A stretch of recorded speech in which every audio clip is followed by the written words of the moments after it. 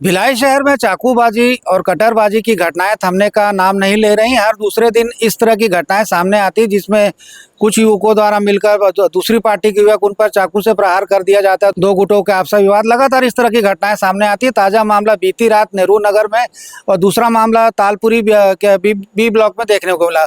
नेहरू नगर में चूंकि जो स्थानीय एक व्यापार जो नेहरू नगर में किराए में निवासरत उसके द्वारा ठेला लगाया जाता है, उस ठेले में नाश्ता करने के उड़िया बस्ती मॉडल टाउन के कुछ दो युवक पहुंचे। इन युवकों द्वारा पहले उससे पूछा गया कि भाई ये कितने का आप देते, कितने कैसे रुपए प्लेट आप ब्रेड बटर देते हो, तो उसके द्वारा कहा गया 40 रुपये प्लेट देता हूँ।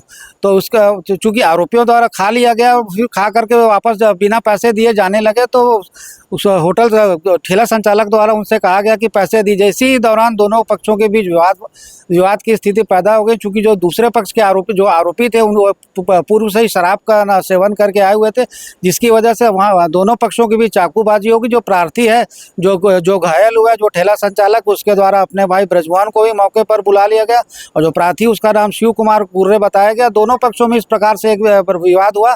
चूंकि उस समय काफ़ी आवाजाही की स्थिति बनी हुई थी, शाम का समय था नेहरू नगर में, लेकिन लोगों ने झगड़ा एक दूसरे का झगड़ा दोनों का झगड़ा छुड़ाने के बजाय लोग इसका वीडियो बनाते रहे।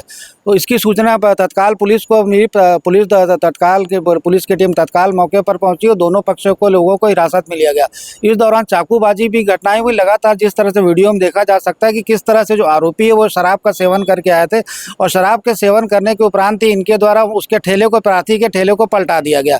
प्रार्थी का कहना है उससे लगभग 25,000 रुपये का नुकसान हुआ। हालांकि पुलिस ने दोनों पक्षों को गिरफ्तार कर लिया। तो दोनों पक्षों की रिपोर्ट पर विवेचना की जा रही, काउंटर केस दर्ज किया गया। लेकिन इसमें सबसे महत्वपूर्ण बात है कि लगातार पुलिस द्वारा कटरबाजी और चाकूबाजी की घटनाएं पर जो अंकुश लगाने जिस तरह से जद्दोजहद की जाती है, तमाम प्रचार प्रसार के माध्यम से पुलिस द्वारा मॉनिटरिंग की जाती है, गश्त की जाती है, लेकिन जो इस तरह के असामाजिक तत्व उनके हौसले लगातार बुलंद होते जा रहे हैं। तो पुलिस को भी इस मामले में गंभीरता से संज्ञान लेते हुए इस तरह के जो मामले आते हैं चाकूबाजी और कटरबाजी की, इसमें शामिल आरोपियों के खिलाफ सख्त से सख्त कार्रवाई किए जाने की जरूरत, ताकि यदि कार्रवाई सामने आती तो निश्चित रूप से जो दूसरे आरोपी जिनकी मंशा इस तरह के कृत्य को अंजाम देने के लिए, कम से कम उनके दिल में कहीं ना कहीं भय की स्थिति बनेगी। भरोसा 24 न्यूज़ के लिए अतुल शर्मा के साथ संजय दुबे।